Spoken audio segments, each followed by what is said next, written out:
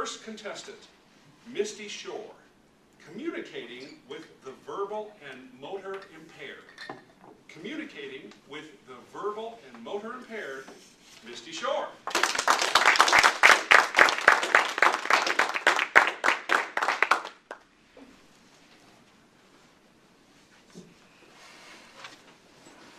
The day I met Phil, I walked into his hospital room with the customary brief knock and, "Dinner!" A tray bounced in my hand, and I pushed through his door with confidence. He stared at me intently and made an unintelligible sound. Whoa. Being a 19-year-old, brand new in her position as a server at a hospital, I was neither prepared nor trained to deal with someone who was nonverbal. So I just stared at Phil. He continued making these alien noises, and I couldn't understand what he was saying.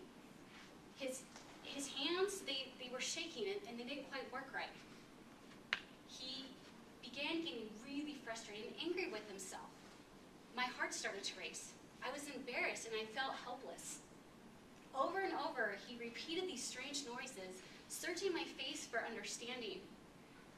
Trembling, I dropped the tray on his table, told him I'd get his nurse, and I booked it out of his room. So my first attempt at communicating with someone who was verbal and motor impaired was not a great success. However, over the next 2 weeks with Phil, I learned some great lessons in nonverbal and motor impaired communication that I was able to use with my niece Lexi. So, to continue my story, fast forward a few years. My family is blessed with the most amazing niece. At 14 months, she stops progressing. At 18 months, she's obviously regressing. By the time she's 2 years old, she's lost all purposeful hand movements, and she's only ever uttered 2 words, Mickey and up. And those were magical moments, but those words were never repeated. At 3 years old, she was diagnosed with Rett syndrome, a severe neurological disorder on the autism spectrum caused by a known mutation in her DNA.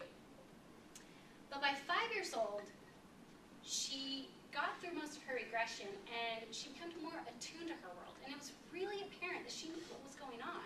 And she really, really wanted to communicate. She just didn't have any abilities. Luckily, my time with Phil had taught me a few lessons. So the first step in communicating with someone with motor and verbal impairments is to establish the communication session. So for someone who suffered a stroke or who had before been able to communicate, they can be really nervous when they go to communicate with you. So it's important to calm them down and let them know that you're here to communicate until you understand them. For someone with a sensory processing disorder like autism or Rett syndrome, it's important to turn the person so they make eye contact with you. Now Lexi, there's so many amazing things that she sees through her autistic viewpoint that can steal attention away. So this is really important when communicating with her. The second step is to ask a question or make a meaningful statement that they can respond to. Now I know what you're thinking. I'm going to ask a question to somebody who I know can't respond. Don't be nervous though, because it's not like asking a blind person about this evening's spectacular sunset. Asking somebody who is nonverbal a question isn't rude. Think of how much of our communication day to day is nonverbal. For instance, if you ask me how my day's going and I respond, you can probably guess the theme of my thoughts. Over the years, Lexi has developed a really basic yes and no response. So for an enthusiastic yes, she'll giggle and she makes really good eye contact. For just a yes, she'll continue to look at you. For no, she'll break her gaze away and then bring it back. And if you really upset her, she'll give you a hell no by turning her head and backing up. The last step in communicating is to wait for the response. And you really have to listen with your eyes. For a stroke victim or a girl with Rett syndrome, taking a thought process from the mind and making it manifest down into the body can be a really complex task. So you might be waiting up to a minute or even longer for a response.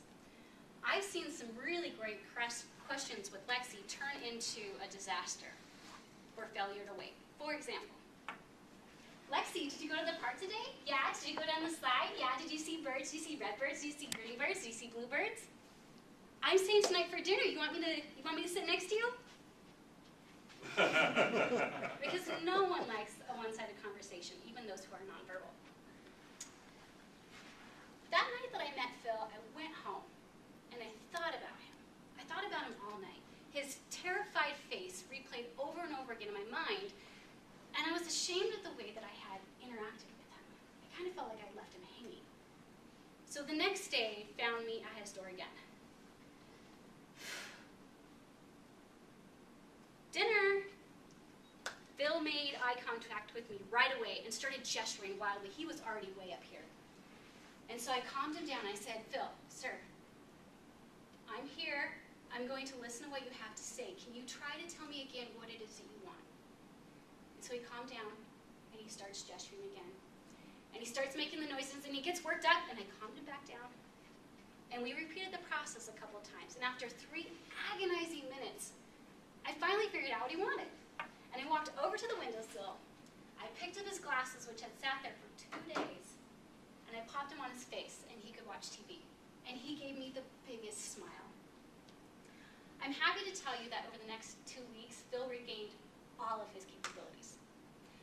But I'll never forget that look on his face of sheer terror when he felt like he couldn't communicate. I'm grateful for the time that I spent with Phil, because he taught me the 3 important lessons that I use with my niece every single day. 1, establish that communication session. 2, ask a question or make a meaningful statement. And 3, wait for the response. Lexi can't do much, but she loves communicating. She loves being with people. I just wish more people would get over their fear and start the conversation with